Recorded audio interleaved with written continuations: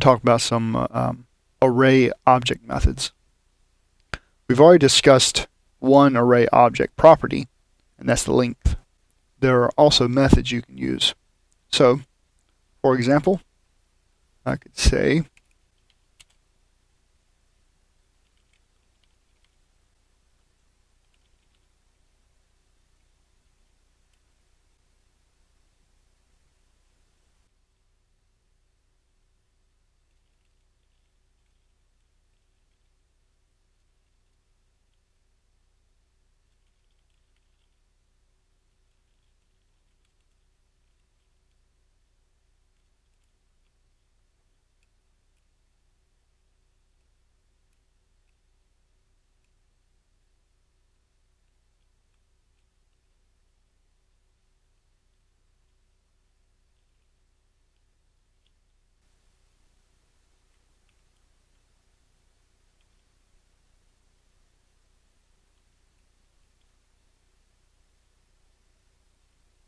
we're going to print these people out. We're going to do it with this more people.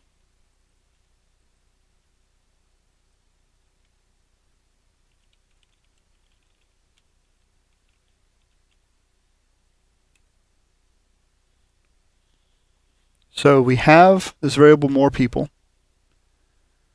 We're setting that equal to our original people array. We're calling a function on this people array called concat, where we pass in a second array. The second array we're building on the fly. We have two people in this array. One person's called another person, and the second one's called little person. Then we're going to write out a blank line, and then we're going to loop through all of these more people, which again is going to be the combination of the people and the combination of these two guys, or these two people. Okay? And we're going to print out the same stuff we did before: the name, are they old enough to drive, and their age. So let's run that. So here we see we have these three from the first array, and then it concatenated those two from the second array. And it put all that into the variable more people. So that's one function. Another function we have is splice. So we could say more people, splice,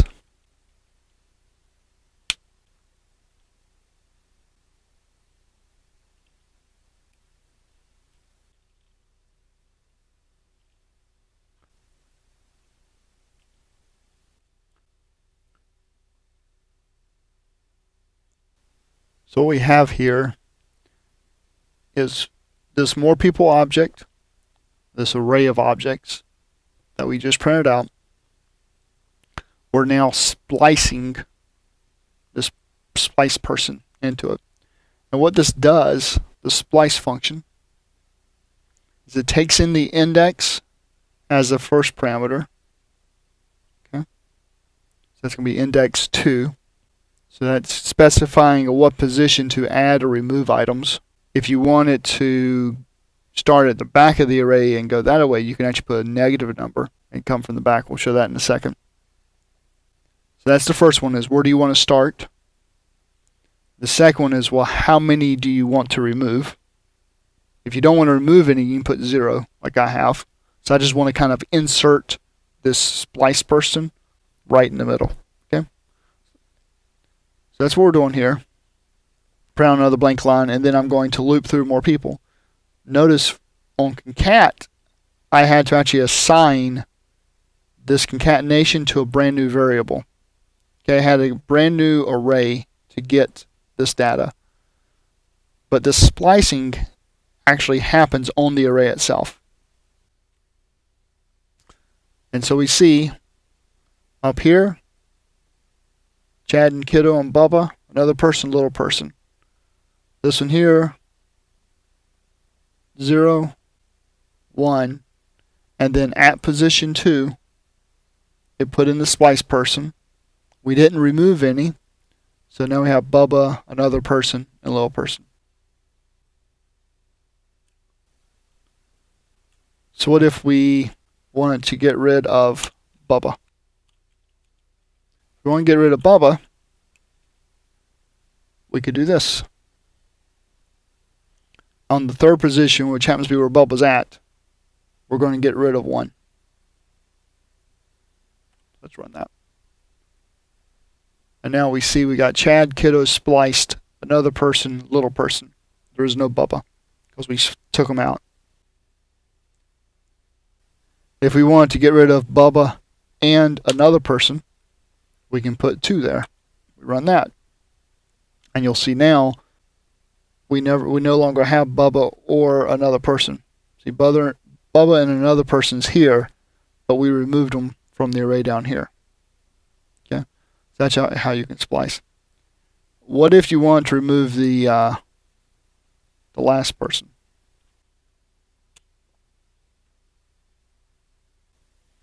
So you see the last person's now gone.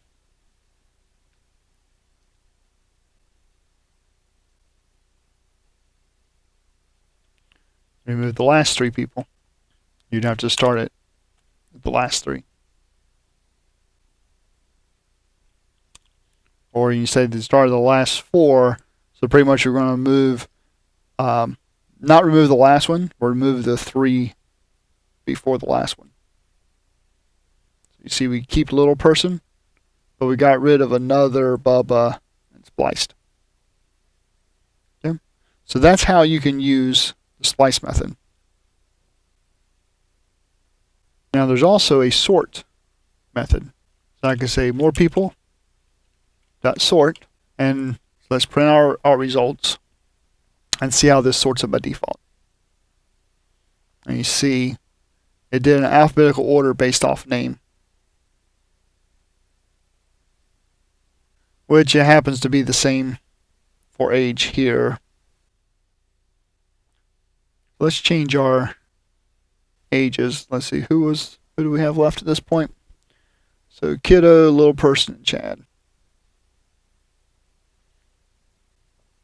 So we'll change the little person's age.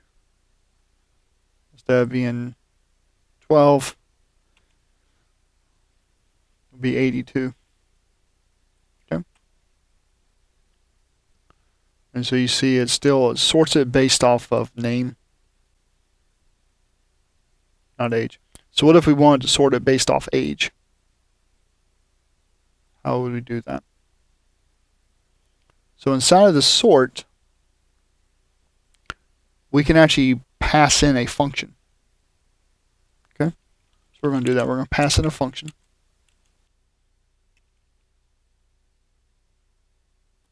And the function takes 2 parameters, so A and B.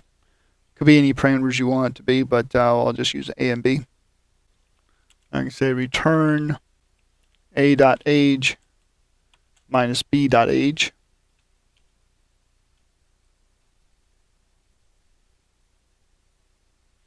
You'll see now our age is what's sorted.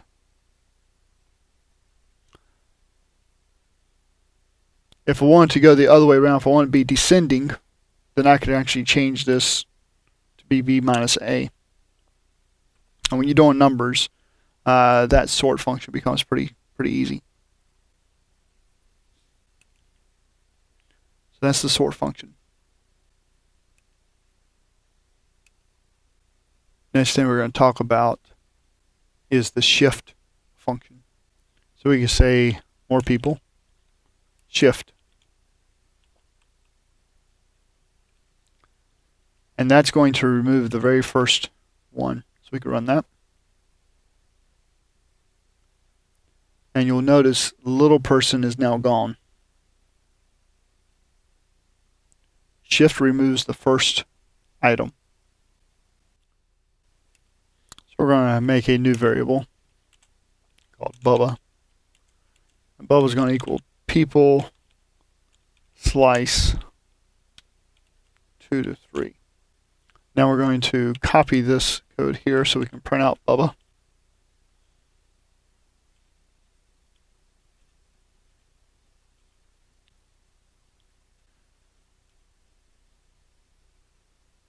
And you see down here we have Bubba. So what the slice function does is you give it a start index. Remember our people, let's go up here to our people. So way up here, we have a people object, the very first object we did. Very first people object we did anyway. We have, it grabs a person, it grabs this child, then we have this object literal for our Bubba object. So what this function is doing is it's going to return an array. So Bubba is actually an array. So 0 index array, but it's an array. So this is the beginning index, 0, 1, 2. So we've done the 2. And this is the last index, it's the end. In which case if you do the same number here, you'll get no result. So you do basically one more. If you only want one, you would do one more.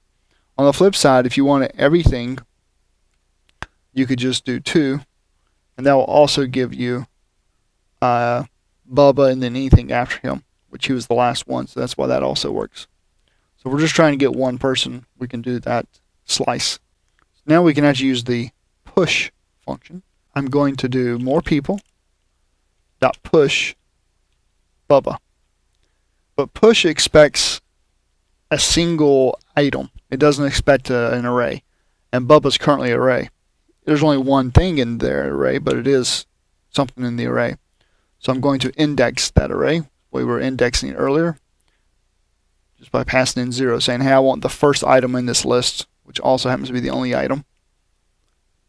And now that I've done that, I'm going to go grab our code to print out a blank line and then loop through all our people. So let me, instead of grabbing that one, let me grab this one up here with the more people. So it's going to write a blank line, then it's going to loop through more people and print their ages and such. So let's run that. So we're getting all the results we have before. And down here we had little, Chad, and kiddo. And then we did a shift to get rid of little person. Okay, of course that was after we sorted. But then we did a shift to get rid of little person. That left us with Chad and kiddo. And then we actually grabbed out Bubba.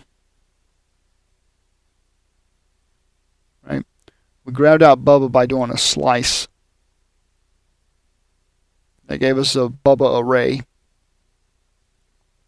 And once we had an array that contained Bubba, we then turned around and pushed Bubba into our more people again. Okay?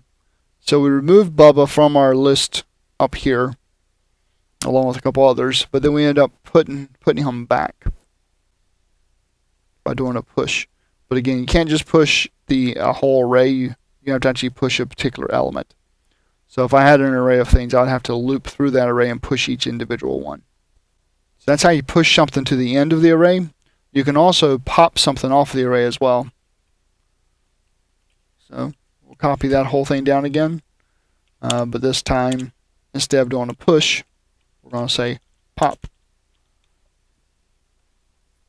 And then when we run it, you'll notice that Bubba's now gone again. So Bubba's no longer down here. So you push them onto the array, which adds them to the end, and then you can pop them off, which removes them. The last thing we'll show is actually reversing the array.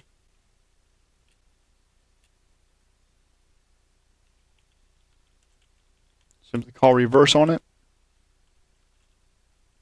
Print those out. We'll run it. And you'll notice now it was Chad and kiddo. Now it's kiddo and Chad. Okay. So that covers all the functions we're going to talk about with arrays. So you can actually do a lot with arrays. There's a lot of functions you can do.